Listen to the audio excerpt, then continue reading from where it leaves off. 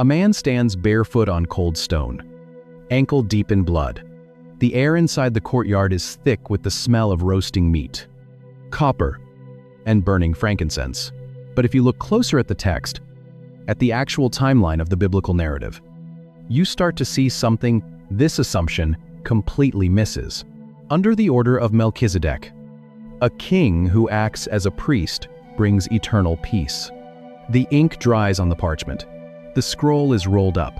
For 1,000 long years, the animals continue to bleed. The Levitical priests continue to wash their hands in the bronze basin. The heavy veil stays securely fastened. Israel waits for this shadow king to finally step out of the poetry and into the dirt.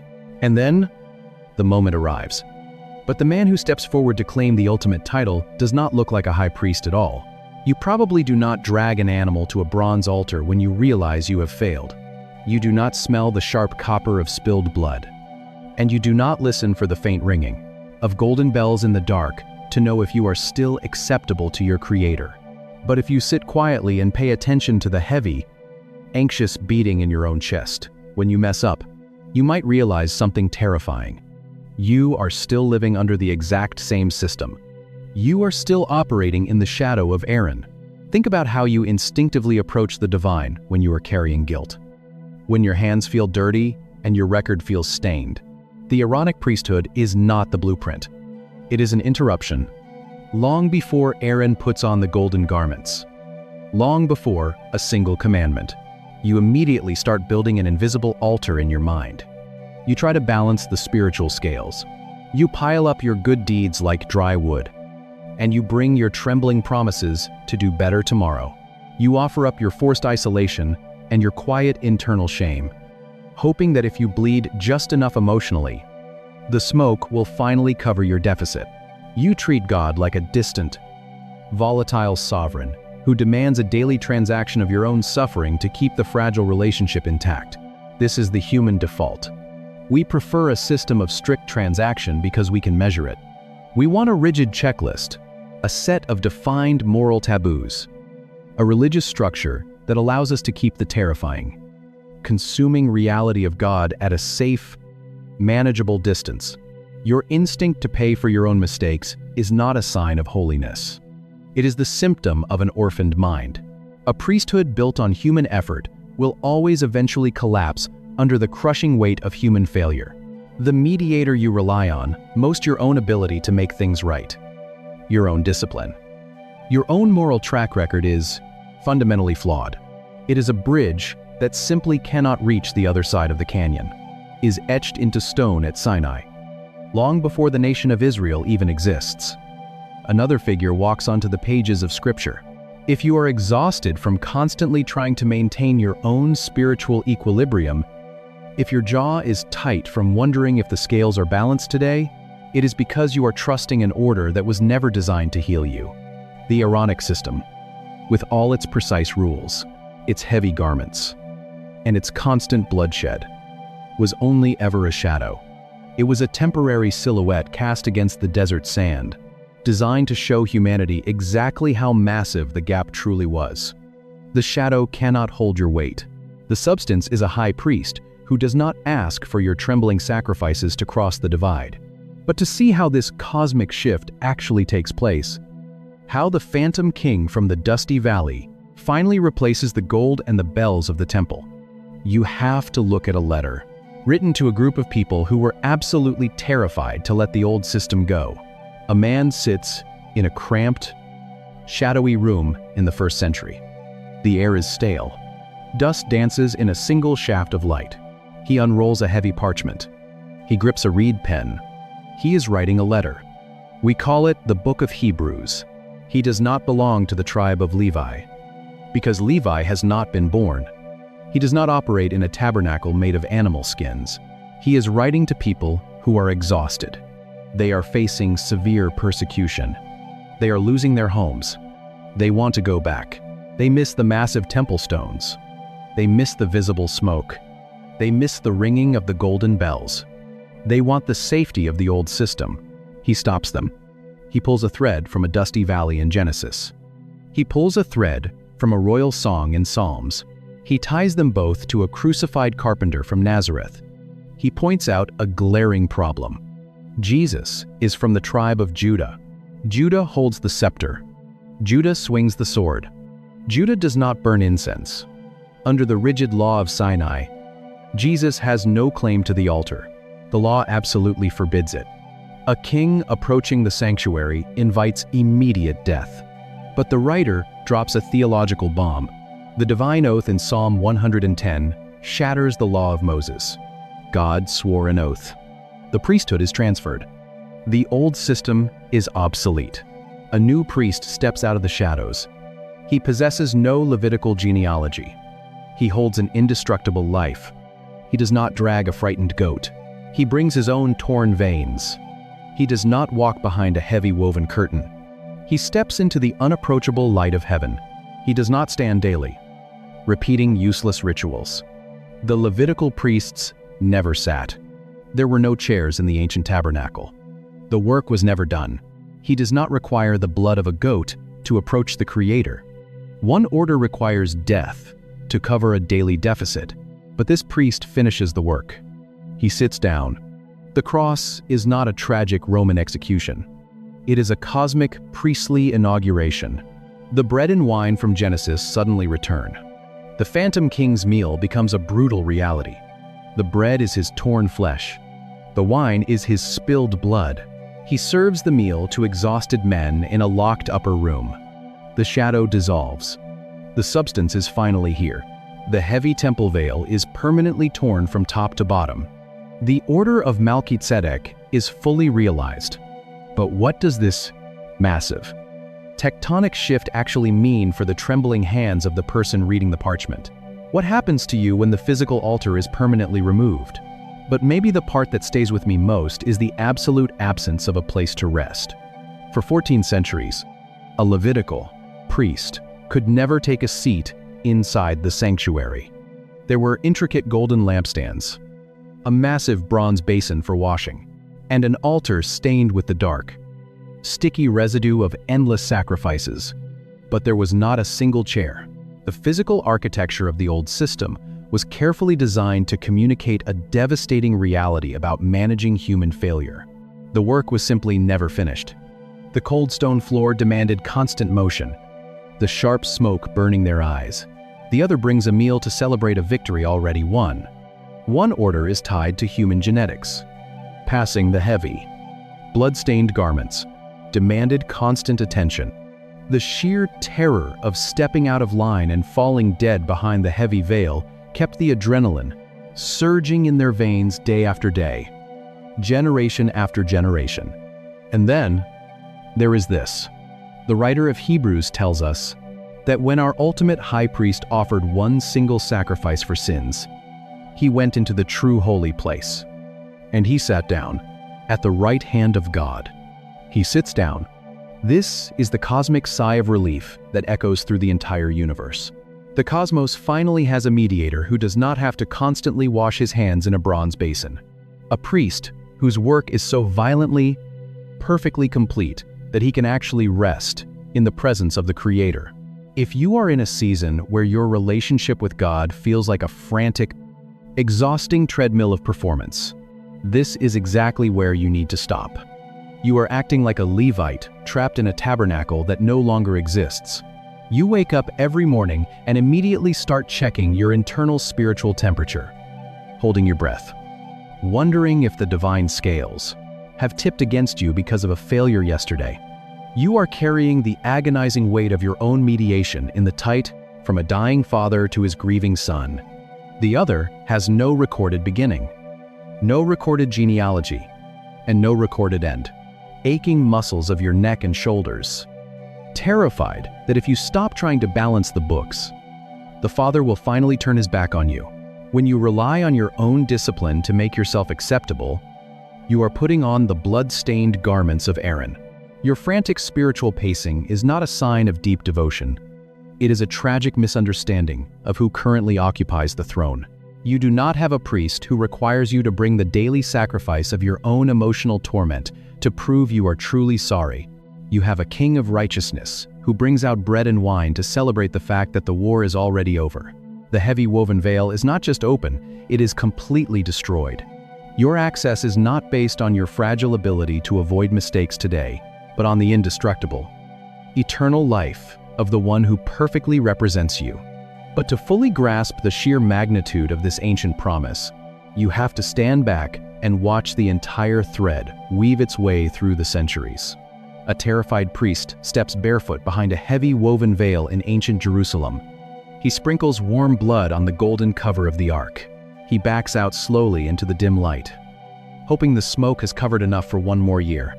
And he prepares to do it all again tomorrow. The real question of the entire biblical narrative isn't how well you can keep the rules. It's this: which order of priesthood is speaking your name? But the story was always moving toward a different mountain. A mysterious king walked into a dusty valley and served a meal of peace to an exhausted patriarch. A terrified nation backed away from a smoking mountain and received a blood-soaked system of temporary relief. A Levite washed his hands at a bronze basin every morning and never found a single chair to rest his legs. A Hebrew king sat in a cedar room and penned a divine oath that would eventually dismantle the entire temple. A flawless carpenter from the wrong tribe climbed a Roman cross and tore the heavy woven veil from top to bottom. An ultimate high priest carried his own blood into the unapproachable light and sat down on an eternal throne. And a broken humanity, terrified of the divine presence, finally received a mediator who does not fail. Same oath, same king. But here is the part I keep coming back to. The bells, the golden bells, tied to the hem of Aaron's garment. They were the sound of survival. The frantic acoustic signal that the mediator had not been struck dead in the dark. How much of our modern religion is just us listening for those bells, desperately hoping our fragile efforts are enough to keep us alive in God's presence, in the dark? To feel the weight of what is actually happening in this story, you have to leave the blood-soaked stones of the temple. If you are in a season where you are terrified that your failures have disqualified you, you need to look at the torn veil. Your spiritual exhaustion is not a sign of your unworthiness. It is the echo of a system you were never meant to carry. You do not have to drag your shame to a bronze altar. You do not have to wonder if the mediator is acceptable. The true priesthood is not an inherited title passed down a corrupted family tree. It is an eternal mediation rooted in absolute righteousness. If this shattered a misconception for you, subscribe. Leave a comment, even one word helps. Share this with someone who is exhausted by performance religion. Pray for us as we keep digging into these ancient texts. And may the God who swore an oath he will never break open your eyes to the phantom king who has already served the meal and give you the absolute courage to finally sit down. You have to go back to a dusty valley in the book of Genesis, to a brief, mysterious encounter that takes exactly 3 verses to tell. He is wearing fine linen, woven tightly with gold, blue, and purple thread. Around the hem of his garment, small golden bells chime sharply. When we read the ancient Hebrew text of Genesis chapter 14, we are stepping into the aftermath of a massive regional conflict. 4 Mesopotamian warlords have just swept through the Jordan Valley, burning settlements, pillaging cities, and kidnapping Abram's nephew. We are told that Abram takes 318 men, chases down this coalition of military superpowers, and miraculously takes everything back. The text places us in the King's Valley, a dusty depression outside the future city of Jerusalem. The sand is stained, the men are exhausted, and the heavy metal of reclaimed plunder clinks in the desert wind. And then, in verse 18, the narrative abruptly introduces a man who holds no previous space in the biblical record: Melchizedek, the king of Salem. The author of Genesis spends exactly 3 verses on this man, yet those 3 verses establish a theological earthquake. Melchizedek is introduced as the priest of God Most High El Elyon. This is the very first time the word priest appears anywhere in the scriptural record. First mentions in biblical literature are never accidental. They set the architectural baseline for everything that follows. Notice exactly what this original priest does. In the ancient Near Eastern context, kings demanded tribute. When a conquering general returned from a slaughter, Local rulers were expected to either grovel in the dirt or draw their weapons. With every step he takes toward the bronze altar, he is exhausted. The work never stops. Every morning, the fire must be stoked. Melchizedek does neither. He brings out bread and wine. He does not bring a knife, and he does not demand a goat. There is no altar built in the valley, no complex ritual of purification, and no blood spilled to appease an angry deity. Instead, he brings the warm smell of fresh-baked grain and the deep red of fermented grapes. He brings physical sustenance for an exhausted man who has just walked out of a war zone. This is not a system of sin management. It is a declaration of supreme authority and profound peace. He blesses Abram, and then Abram, the patriarch of the promise, the man chosen by God to birth the entire nation of Israel, does something deeply unusual for an ancient patriarch. He hands over a tenth of his spoils. He submits. Abram recognizes that this mysterious figure, operating completely outside of the Hebrew bloodline, holds a spiritual authority higher than his own. And then, as quickly as he arrived, Melchizedek vanishes back into the shadows of the text. He possesses no recorded genealogy. He has no birth date, no father, no mother, and no record of death in the Hebrew scroll. He is an anomaly, a phantom king who serves a perfect meal and leaves behind an unfinished theological puzzle. But humanity rarely tolerates a mystery. Centuries later, Abram's descendants would find themselves terrified. Every evening, the lamps must be trimmed. Every year, on one specific day, he must take a basin of blood behind a heavy woven veil at the base of a trembling mountain, demanding a much louder, much bloodier system to handle the devastating weight of the divine presence. The mountain shakes, the sky tears open. Smoke billows like a massive furnace. 1 million people stand in the dirt, absolutely terrified. Sand stings their eyes. The air smells like ozone and shattered rock. They hear the voice. It sounds like thunder. It vibrates in their jawbones. They cannot bear it. They push back. They tell Moses, "You go. You speak to him. If he speaks to us, we will die." They want a buffer. They need a wall between their frailty and his fire. And so, a wall is built. God gives them exactly what they ask for. He isolates one tribe out of 12. He selects one family line. Aaron and his sons are pulled out from the frightened crowd. The ritual to make them mediators is heavy. Aaron is stripped and washed. Thick, fragrant oil is poured over his head. Bright red blood from a slaughtered ram is smeared on his right ear, his right thumb, and his right big toe. He puts on the fine linen tunic. He fastens the breastpiece. He carries the names of the 12 tribes engraved on heavy onyx stones upon his shoulders. The gold chains dig into his collarbone, terrified that if he has not followed the strict instructions perfectly, he will not walk out alive. The golden bells are tied securely to his hem. He must memorize the movements. Step here, wash there. Sprinkle the blood exactly 7 times. If he fails, the sheer weight of God's unshielded presence will break out against him. The bells on his hem are not just decoration, they are an acoustic signal of life. As long as the bells ring in the dark behind the veil, the people listening outside know the priest is still breathing. The tabernacle is erected. The heavy woven veil is hung. The work begins. A lamb is slaughtered. The blood is caught in a bronze basin. The fat is burned. The next morning, another lamb. The next evening, another. The cycle is brutal. The cycle is loud. Days turn into years. Years turn into centuries. The desert tabernacle eventually becomes a permanent temple in Jerusalem. The wooden tent pegs become massive foundational stones. But the rhythm remains exactly the same. The bronze altar never cools down. The smoke never stops rising. The bells never stop ringing. Every day, the priest walks barefoot on the cold stone. Every day. The animals bleed.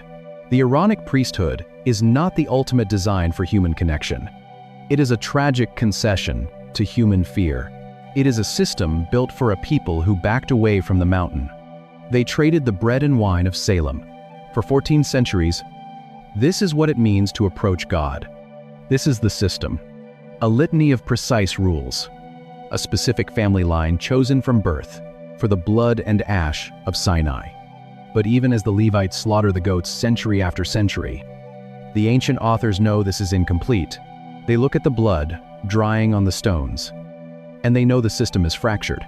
Because hiding in the Hebrew language used to describe this very system is a profound secret about what a priest was actually meant to be. To understand the limitation of Aaron's blood-soaked garments, we have to look closely at the language the biblical authors used to describe his job. In the English translations of the Old Testament, the word priest appears hundreds of times, almost entirely referring to men cutting the throats of animals on an altar. The Hebrew word used for priest in these passages is the noun Kohen. Its exact etymological root is notoriously difficult for scholars to pin down, but its primary ancient usage carries the physical action of standing up, or standing in the presence of a sovereign to mediate as a proxy. A Kohen is a bridge. He is a designated stand-in, an authorized representative who takes the fractured, desperate state of the people and carries it toward the heavy perfection of the divine. But the title itself is neutral. It simply means a mediator. It does not guarantee the character of the man wearing the robe. This is exactly why the Aaronic priesthood ultimately collapses under its own weight, to stand between the perfection of the divine and the mess of the human dust. When most people think of a priest in the Bible, the men acting as the bridge are just as fractured as the people they are standing in for. But the very first time the word Kohen is used in Scripture, it is attached to a name that subverts the entire system. The name is Melchizedek. In the Hebrew text, it is Melchizedek. Malchi means my king, and Tzedek comes from the ancient root for righteousness, equity, and absolute moral justice. This translation changes everything about how you read the priesthood. When the author of Genesis introduces the first Kohen, he is not just giving us a historical footnote. He is revealing the ultimate standard. The true priesthood is not an inherited title passed down a corrupted family tree. It is an eternal mediation rooted in absolute righteousness. If peeling back the layers of this ancient language is stirring up questions you've never considered, you're exactly who this channel is for. Drop a thought in the comments and hit subscribe. Because every week, we go deeper into the text than you knew was possible. So the ancient prophets watched the temple system fail. They watched the Levitical priests grow corrupt, taking bribes in the shadows, exploiting the poor, and dragging defiled, sickly animals to the bronze altar. They realize the daily slaughter of sheep cannot fix the deeper rot. This is the exact image that comes to mind. Aaron and his descendants, the tribe of Levi, the endless cycle of the altar and the animal inside the human chest. The bridge is broken. The mediator is flawed. But 1,000 years after Melchizedek brought bread and wine to a dusty valley, a king sitting on a throne in Jerusalem picks up a pen and writes a song. And in that song, he makes a startling prediction about a coming king who will resurrect a forgotten order. A king sits in a cedar-paneled room. The air smells of myrrh and burning olive oil. He plucks a gut string on a wooden lyre, the vibration humming faintly against his ribs. The night air outside Jerusalem is cool. He dips a reed pen into dark black ink. He presses it against rough parchment. King David is writing a song. He is the king of Israel, a man from the tribe of Judah. Judah is the tribe of the scepter. Judah is the tribe of the sword. Judah fights. Judah leads. But Judah does not burn incense. According to the rigid laws of Sinai, the tribal bloodline is a locked door. If David walks past the heavy woven veil and touches the bronze altar, the law demands his life. The separation of king and priest is absolute. Another king will try to merge them centuries later, and his flesh will instantly rot with leprosy on the spot. Most people assume this was God's primary design for relating to humanity, a rigid, terrifying legal structure that Jesus eventually had to come and dismantle. But as David sits in the dim light, the Spirit of God pulls the curtain back. The vision moves past the blood-soaked courtyard in Jerusalem. It moves past the smoking, trembling mountain of Sinai. It reaches all the way back to a dusty valley in Genesis, to bread and wine and a phantom king. David hears a conversation in the throne room of heaven. He hears God speaking to David's Lord. He writes down a promise. He writes down an oath. He writes down the exact phrase that will eventually dismantle the entire temple system. The Lord has sworn and will not change his mind. You are a priest forever, in the order of Melchizedek. This is Psalm 110. It will become the single most quoted Old Testament passage in the entire New Testament. Notice the weight of the grammar. God does not make a suggestion. God swears a divine oath. He is bypassing Moses. He is bypassing Aaron. He is bypassing the tribe of Levi entirely. God is swearing by his own absolute nature to establish a priest who is not bound by genetics. A priest who will also sit on an eternal throne. This is not a slight adjustment to the ancient religious rules. It is a tectonic shift in the cosmos. Under the law of Aaron, a king who tries to act as a priest brings immediate death.